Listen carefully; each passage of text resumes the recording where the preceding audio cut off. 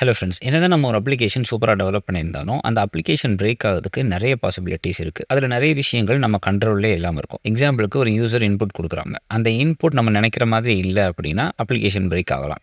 ஏதாவது network issues இருந்துச்சுன்னா, நெட்வொர்க்னால break ஆகலாம். நம்ம ஏபிஐ கூட இன்டராக்ட் பண்ணும்போது, திடீர்னு சர்வர்ல ஏதாவது இஷ்யூ வந்துருச்சுன்னா, அதனால நம்ம அப்ளிகேஷன் பிரேக் ஆகலாம். இந்த மாரி நம்ம அப்ளிகேஷன் பிரேக் ஆகறதுக்கு நம்பர் ஆஃப் பாசிபிலிட்டீஸ் இருக்கு. ஸோ இந்த மாரி ஒரு சிச்சுவேஷன்ல நம்ம அப்ளிகேஷன் பிரேக் ஆகாம கிரேஸ்ஃபுல்லா அத ஹேண்டில் பண்றதுக்கு நமக்கு ஹெல்ப் பண்ற ஒரு விஷயம் தான் எக்செப்ஷன் ஹேண்ட்லிங். ஸோ இந்த வீடியோல ஜாவாஸ்கிரிப்ட்ல எக்செப்ஷன் ஹேண்ட்லிங்க நம்ம எப்படி யூஸ் பண்ணலாம் அப்படின்றது தான் டீட்டெயிலா தெரிஞ்சுக்க போறோம். ஸோ எக்செப்ஷன் ஹேண்ட்லிங்க பொறுத்தவரைக்கும் 4 கீவேர்ட்ஸ் தான். Try, catch, throw, finally. இந்த 4 கீவேர்ட்ஸ் தான். இப்போ ரொம்ப சிம்பிளான ஒரு எக்ஸாம்பிள் பார்க்கலாம். நான் கன்சோல்.லாக்ல இப்போ டெஸ்ட்ன்னு சொல்லிட்டு ஒரு வேரியபிள் நான் பிரிண்ட் பண்றேன். அந்த வேரியபிள் நம்ம டிக்ளேர் பண்ணவே இல்ல. இப்போ நான் சேவ் பண்ணேன்னா பாருங்க, நமக்கு ஒரு எரர் வந்துருச்சு. அந்த எரரோட டைப் இங்க பார்க்க முடியும். ரெஃபரன்ஸ் எரர் அப்படின்னு சொல்லிட்டு டெஸ்ட் வந்து இஸ் நாட் டிஃபைன்ட் அப்படின்னு வந்துருச்சு. இந்த இடத்துல நம்ம எக்செப்ஷன்ஸை ஹேண்டில் பண்ணாதனால, ரெஃபரன்ஸ் எரர் அப்படின்ற ஒரு எரர் வரப்போகுது. அந்த எரரை நம்ம ஹேண்டில் பண்ணாதனால நம்ம அப்ளிகேஷன் பிரேக் ஆயிடுச்சு. இதை ஹேண்டில் பண்றதுக்கு தான் நம்ம எக்செப்ஷன் ஹேண்ட்லிங் யூஸ் பண்றோம். ஸோ அதை எப்படி நம்ம ஹேண்டில் பண்ணலாம் அப்படின்னா, நான் சொன்ன கீவேர்ட்ஸ் தான். ஃபர்ஸ்ட் நம்ம ட்ரைன்னு சொல்லிட்டு இந்த மாதிரி ஒரு பிளாக் கிரியேட் பண்ணிக்கணும். ட்ரைன்ற பிளாக்குக்குள்ள நம்ம என்ன கோட் கொடுத்தாலும் கோட் அதை எக்ஸிக்யூட் பண்ணும்போது அதுக்கு இடையில ஏதாவது எரர் வந்துச்சு அப்படின்னா நமக்கு இன்ஃபார்ம் பண்ணும். இனி எரர் ஏதாவது வந்துச்சு அப்படின்னா அது நமக்கு எப்படி நோட்டிஃபை பண்ணும் அப்படின்னா, இதுக்கு பக்கத்துலேயே நம்ம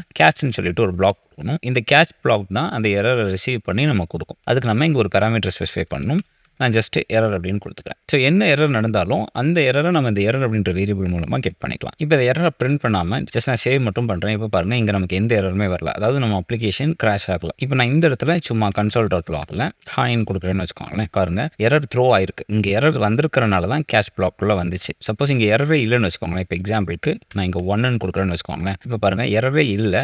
அதனால கேட்ச் பிளாக்குள்ள வரல. இப்போ நம்ம என்ன பண்ணலாம், அது டாட் அதில் மெசேஜ் அப்படின்னு சொல்லிட்டு ஒரு ப்ராப்பர்ட்டி இருக்குது. அந்த மெசேஜை பிரிண்ட் பண்ணி பார்க்கலாம். இப்போ நான் சேவ் பண்ணனா பாருங்கள், இந்த டெஸ்ட் இஸ் நாட் டிஃபைன்ட் அப்படின்னு இருந்துச்சு. அதான் எரர். இந்த எரருக்குள்ள 3 ப்ராப்பர்ட்டிஸ் இருக்கலாம். ஒன்று மெசேஜ் அப்படின்ற ப்ராப்பர்ட்டி, இன்னொன்று நேம் அப்படின்ற ப்ராப்பர்ட்டி, இன்னொன்று ஸ்டாக் அப்படின்ற ப்ராப்பர்ட்டி. இது 3ஐயும் நம்ம பிரிண்ட் பண்ணி பார்க்கலாம். இப்போ பாருங்கள், டெஸ்ட் இஸ் நாட் டிஃபைன்ட் அப்படின்றது தான் மெசேஜ். இந்த எரர் என்னன்றதை நமக்கு எக்ஸ்பிளைன் பண்ணுது. நேம் அப்படின்றது என்ன டைப் ஆஃப் எரரை த்ரோ பண்ணியிருக்கு அப்படின்றத நம்ம தெரிஞ்சுக்கலாம். இந்த இடத்துல ரெஃபரன்ஸ் எரர் அப்படின்ற ஒரு டைப் ஆஃப் எரர் தான் வந்திருக்கு. நிறைய டைப்ஸ் ஆஃப் எரர் இருக்கு. நான் கொஞ்ச நேரத்தில் உங்களுக்கு நான் சொல்றேன். இது ஸ்டாக் ட்ரேஸ், அதாவது எந்த லைன்ல இருந்து இந்த எரர் நமக்கு கிடைச்சிச்சு அப்படின்றதுக்கான ஒரு ஸ்டாக் ட்ரேஸ் தான் இங்க கிடைச்சிருக்கு. இங்க பார்த்தோம்னா பாருங்க, இந்த லைன்ல செகண்ட் லைன்ல தான் நமக்கு எரர் அப்படின்னு சொல்லிட்டு நமக்கு வந்திருக்கு. இந்த இடத்துல நமக்கு ஈஸியா தெரிஞ்சிடும். இதே ஒரு பெரிய அப்ளிகேஷன் அப்படின்னா நமக்கு தெரிஞ்சுக்கிறது கஷ்டமா இருக்கும் இல்லையா? அந்த டைம்ல இந்த ஸ்டாக் ட்ரேஸை நம்ம ஈஸியாக யூஸ் பண்ணிக்கலாம். இப்போ கண்ட்ரோலை ப்ரெஸ் பண்ணிக்கிட்டு இது ஒரு கிளிக் கொடுத்தோம்னா பாருங்க, நம்ம கர்சர் இங்கே மூவ் ஆகி இந்த இடத்துல தான் நமக்கு எரர் அப்படின்றத காமிக்குது. ஸோ இந்த ஸ்டாக் ட்ரேஸை டீபக் பண்ணுறதுக்கு நமக்கு ஹெல்ப் பண்ணும். ஏதாவது எரர் வந்துச்சுன்னா எங்கே வந்திருக்கு, எப்படி வந்திருக்குன்றது தெரிஞ்சுக்கிறதுக்கு அது ஹெல்ப் பண்ணும். ஸோ இப்போ பேசிக்காக ட்ரை அப்படின்ற பிளாக் எப்படி ஒர்க் ஆகுது, கேட்ச் அப்படின்ற பிளாக் எப்படி ஒர்க் ஆகுதுன்னு தெரிஞ்சுக்கிட்டோம் இல்லையா? இதோட சேர்த்து அடிஷ்னலாக ஃபைனலி அப்படின்னு சொல்லிட்டு ஒரு பிளாக் இருக்குது. இப்போ பாருங்க, அந்த பிளாக் இந்த மாதிரி கொடுத்துட்டேன்.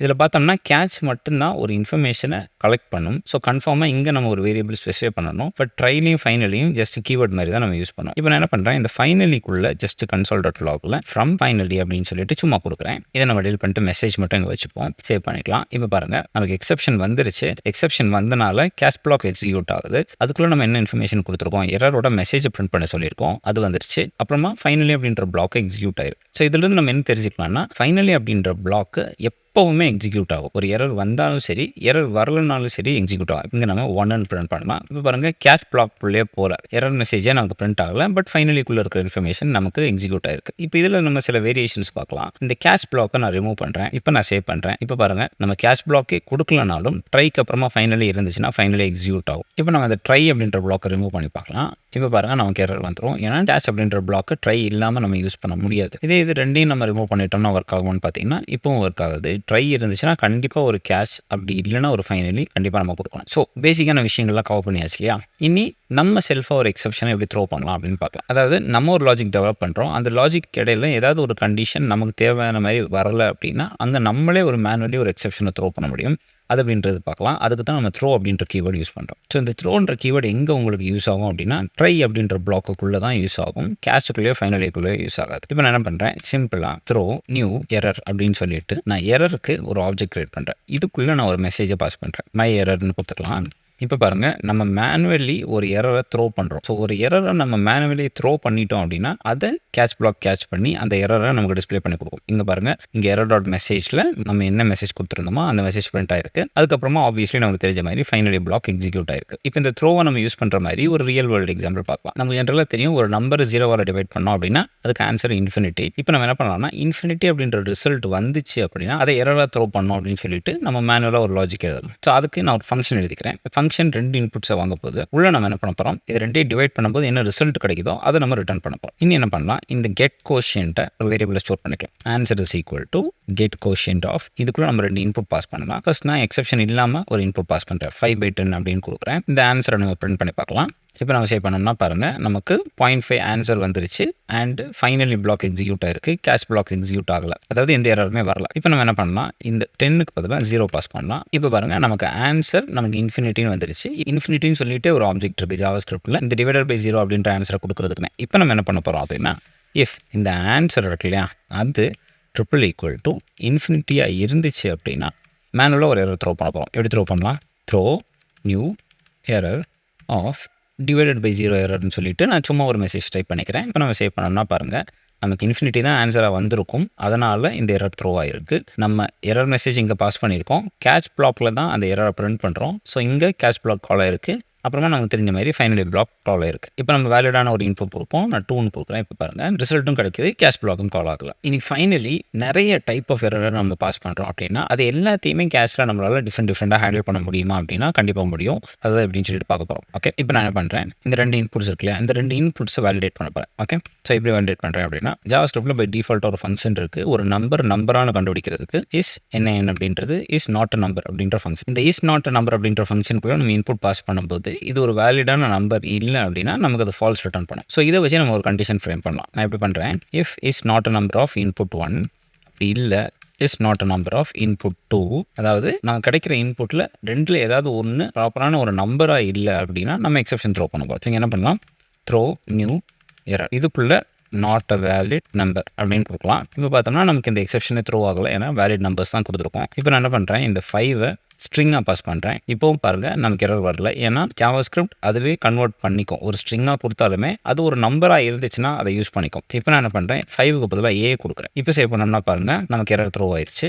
என்ன நடக்குதுன்னா, இந்த த்ரோ பிளாக் இந்த ட்ரைக்குள்ளே தான் கால் ஆகுது. ஜென்ரலாக நான் சொன்னேன் இல்லையா, ட்ரைக்குள்ளே தான் நம்ம த்ரோ பிளாக் யூஸ் பண்ணோன்னு. இங்கே என்ன நடந்திருக்கு அப்படின்னா, இந்த ஃபங்க்ஷனை நம்ம இதுக்குள்ளே தான் கால் பண்ணுறோம். ஸோ ஆப்வியஸ்லி இந்த த்ரோ பிளாக் ட்ரைக்குள்ளே தான் நடக்குது. சப்போஸ் நம்ம ட்ரை கேட்சே கொடுக்கல, ஆனால் நம்ம த்ரோ பண்ண முடியுமா அப்படின்னா த்ரோ பண்ண முடியும். அந்த நேரங்களில் அப்ளிகேஷன் பிரேக் ஆகும். ஜென்ரலாக ஒரு எக்ஸெப்ஷன் நடந்துச்சு, ஜென்ரலாக ஒரு எரர் நடந்துச்சுன்னா அப்ளிகேஷன் பிரேக் ஆகும் இல்லையா, அந்த மாதிரி அப்ளிகேஷன் பிரேக் ஆகும். அதை ஹேண்டில் பண்ணுறதுக்கு தான் நம்ம ட்ரை கேட்சே யூஸ் பண்ணுறோம். இப்போ இங்கே இந்த எரருக்கான நேமை நம்ம பிரிண்ட் பண்ணி பார்க்கலாம். இப்போ சேவ் பண்ணா பாருங்கள், எரர் அப்படின்ற ஒரு நேம் வந்திருக்கு. ஓகே, ஸோ எரரில் நிறைய டைப் ஆஃப் எரர் இருக்குது. காமனான எரரை நம்ம எரர்னு தான் ஸ்பெசிஃபை பண்ணுவோம். நம்மளா ஒரு எரர் த்ரோ பண்ணுறோம்னா அது எரர் அப்படின்னு தான் வரும். அதை நம்ம ஓவர் பண்ண முடியும். அதை எப்படி பண்ணோம் அப்படின்னா, இங்கே இந்த எரருக்கான ஆப்ஜெக்ட் இருக்கு இல்லையா, அதை த்ரோ பண்ணுறதுக்கு முன்னாடி ஒரு வேரியபிளில் ஸ்டோர் பண்ணிக்கணும்.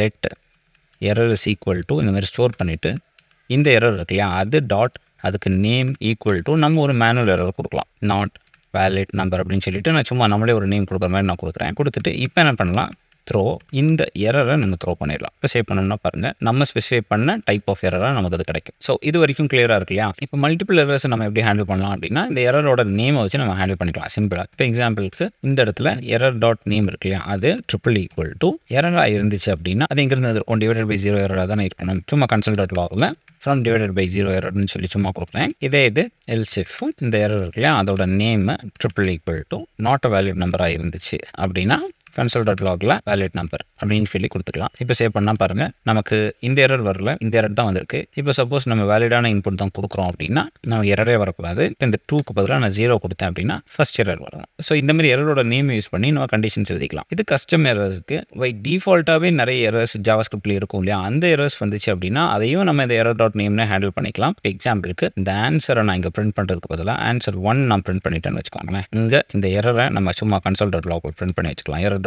நேம் என்ன ஆகும், ஆன்சர் 1 நம்ம பிரிண்ட் பண்ணுறோம். இங்கே நமக்கு ரெஃபரன்ஸ் எரர் வரும். பட் ரெஃபரன்ஸ் எரரையும் இந்த கேட்ச் ஹேண்டில் பண்ணிடும். அதனால் இந்த லைன் எக்ஸிக்யூட் ஆகணும் இப்போ கரெக்டாக. அதுக்கு முன்னாடி இந்த 0 நம்ம மாற்றிடுவோம். இல்லைனா இந்த எரர் தான் வரும். இந்த நான் 10 கொடுத்துக்கிறேன். இப்போ நான் சேவ் பண்ணனா பாருங்கள், நமக்கு ரெஃபரன்ஸ் எரர் வந்துருச்சு. நமக்கு வந்திருக்கிறது ரெஃபரன்ஸ் எரர். அதோட நேம் நம்ம error.name மூலமாக ஆக்சஸ் பண்ணிக்கலாம். இப்போ இது ரெஃபரன்ஸ் எரர் மாதிரி நிறைய டைப்ஸ் ஆஃப் எரர் இருக்குது. நீங்கள் சிம்பிளாக கூகுளில் சர்ச் பண்ணி பார்க்கலாம். டைப்ஸ் ஆஃப் எரர் இன் ஜாவாஸ்கிரிப்ட்னா நிறைய லிஸ்ட் வரும். பர்டிகுலர்லி உங்களுக்கு சொல்லணும் அப்படின்னா ரேஞ்ச் எரர் அப்படின்னு சொல்லிட்டு ஒரு எரர் இருக்குது. அதாவது ஒரு அரேக்குள்ளே 5 வேல்யூஸ் தான் இருக்குது. நீங்கள் 6ஆவது வேல்யூஸை இண்டெக்ஸ் ராங்காக கொடுத்து ஆக்சஸ் பண்ணுறீங்கன்னா ரேஞ்ச் எரர் வரும். இதே ஏதாவது சின்டாக்ஸ் இஷ்யூ வந்துச்சுன்னா சின்டாக்ஸ் எரர் வரும். இதே டேட்டா டைப் மிஸ் மேட்ச் ஏதாவது வந்துச்சுன்னா டேட்டா டைப் வேணால் உங்களுக்கு சிம்பிளாக நான் காமிக்கிறேன். இந்த ஆன்சர் 1 இருக்கு இல்லையா, அது டாட் டூ அப்பர் கேஸ்ன்னு கொடுக்குறேன். டூ அப்பர் கேஸ் வந்து ஸ்ட்ரிங்குக்கு மட்டுமே கால் ஆகிற ஒரு ஃபங்க்ஷன். பட் நம்ம ஒரு நம்பருக்கு கால் பண்ணுறோம். இந்த 1 நான் ரிமூவ் பண்ணிடுறேன். இப்போ பாருங்கள், நமக்கு டைப் எரர் வந்துருச்சு. டைப் எரர்னா என்ன? ஆன்சர் அப்படின்றது ஒரு நம்பராக இருக்குது இப்போ. பட் நம்ம ஒரு ஸ்ட்ரிங்குக்குள்ளே இருக்கிற ஒரு ஃபங்க்ஷன், அதை நம்ம நம்பர் கூட ஆக்சஸ் பண்ணனால நமக்கு டைப் எரர் வந்துருச்சு. இந்த மாதிரி நிறைய டைப்ஸ் ஆஃப் எரர் இருக்குது. நீங்கள் கூகுளில் சர்ச் பண்ணி பார்க்கலாம். சிம்பிளாகவே நீங்கள் புரிஞ்சிக்க முடியும். காம்ப்ளெக்ஸான எரர்ஸ், அதாவது ஏபி இன்ட்ராக்ஷன் கூட வர எரர்ஸ், அதெல்லாம் நீங்கள் ப்ராமிசஸ் ஃபெச் ஏபி அப்படின்ற வீடியோஸ்லாம் நான் அடுத்து போஸ்ட் பண்ண போகிறேன். அது மூலமாக நீங்கள் ஈஸியாக தெரிஞ்சுக்கலாம். ஸோ இந்த வீடியோ உங்களுக்கு ஹெல்ப்ஃபுல்லாக இருக்கும்னு நினைக்கிறேன். வீடியோ உங்களுக்கு பிடிச்சிருந்துச்சுன்னா மறக்காம வீடியோ லைக் பண்ணுங்கள். சேனலை சப்ஸ்கிரைப் பண்ணுங்கள். உங்கள் ஃப்ரெண்ட்ஸ்க்கு இந்த வீடியோ ஷேர் பண்ணுங்கள். உங்களை நான் அடுத்த வீடியோவில் பார்க்குறேன்.